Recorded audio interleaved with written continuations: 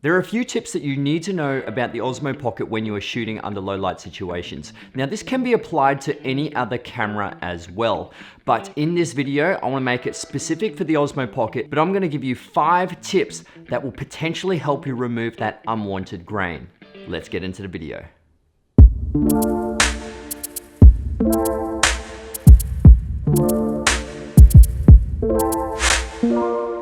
First of all, I want to talk about what grain or noise actually is. So in digital photos or video footage, noise is commonly used term to describe the visual distortion. It looks very similar to grain that's found in film photographs, but can also look like splotches of discoloration when it is really bad. And it can pretty much ruin an image.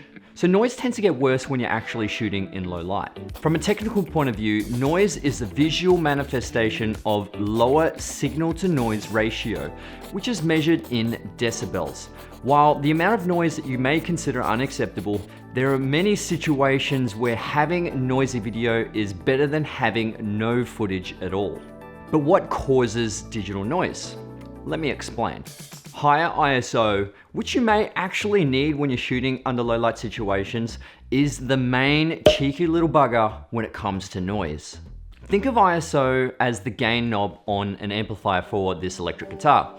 The more gain, the louder the guitars sound, but it'll also become distorted compared to the clean sound of the guitar without the gain.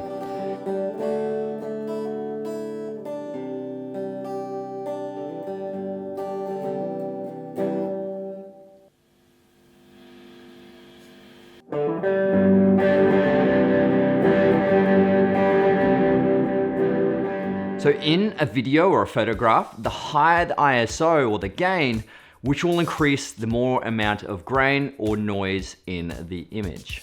A small sensor size. Now when it comes to digital noise, sensor size does matter. Cameras with smaller sensors like the DJI OSMO POCKET won't hold up as good, say, like my full frame Sony a7 III.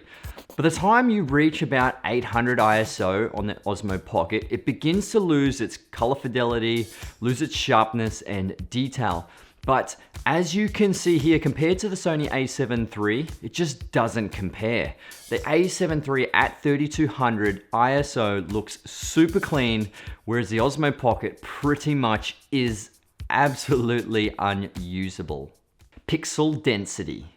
A sensor with 24 megapixels will produce more noise than the same size sensor that has 12 megapixels. Just like the difference between the Sony a7 III and the Sony a7S II. That's because in order to squeeze in those extra 12 million pixels, the actual pixel size has to shrink, which means each pixel will let in less light, shadows. If you are shooting in broad daylight at a higher ISO, the grain might actually not be so obvious. Unless you look at the shadow areas, grain shows up more against darker subjects or backgrounds. It gets even worse, let's say if you're using an editing image software like Adobe Photoshop or even Adobe Premiere Pro. If you lighten the image, you'll actually see a lot more grain. Especially if you try and bring up those shadows or increase the blacks, you're actually going to start noticing more grain. Now this is a part where I'm going to give you 5 tips that will help you reduce that grain. Tip number 1, shooting at your camera's base ISO. So for the Osmo Pocket, it's 100. So since higher ISOs obviously produce more grain, the smartest thing would be to choose the lowest ISO you can choose. But the big thing is you need to get good exposure. So some instances you won't actually be able to keep the ISO low, and unfortunately you're gonna have to bump that ISO, which will increase more grain. Shoot with normal picture profiles. Now this one is major. I've done testing over testing over testing over testing just to make sure that this was correct. And the one thing that DJI has done with D-Cinelike profile, as opposed to normal picture profile, is that D-Cinelike at 100 ISO seems to look very similar to ISO 400 on the normal picture profile. Now this is the case through ISO 100 and all the way through to 3200. There seems to be more grain in D-Cinelike. The one thing I did make sure in my testing that each individual ISO value from 100 to 3200 had 0 exposure. So the exposure was right on 0. It was correctly exposed so I can see what kind of grain was in the shadows. So the third tip is adding as much light as possible. Now I know this is about shooting under low light situations, and this might actually not be possible if you are vlogging, but if you are outside, try and choose places that have more available light or practical light already there. This will help you lower that ISO and not introduce as much grain. Now it's probably not going to be as sufficient if you are just using moonlight or some street lights. The A7 III will handle that perfectly fine, but the Osmo Pocket won't. So you're going to need to add some form of lighting in there. Shooting at a lower frame rate. Now this may come obvious to some, but not obvious to others. If you are shooting at a higher frame rate, the problem is you're going to need to shoot at a higher shutter speed, obviously to get that double the frame rate. If you are applying that 180 rule, you will have to increase that shutter speed to match the frame rate. So if you're shooting at 60 frames per second, 4K, your shutter speed will have to be 1/120th of a second, which obviously does not look great. It's because the main thing, if your shutter speed is higher, you're going to introduce less light into the sensor, which will have to force you to bump up that ISO, which will increase more grain.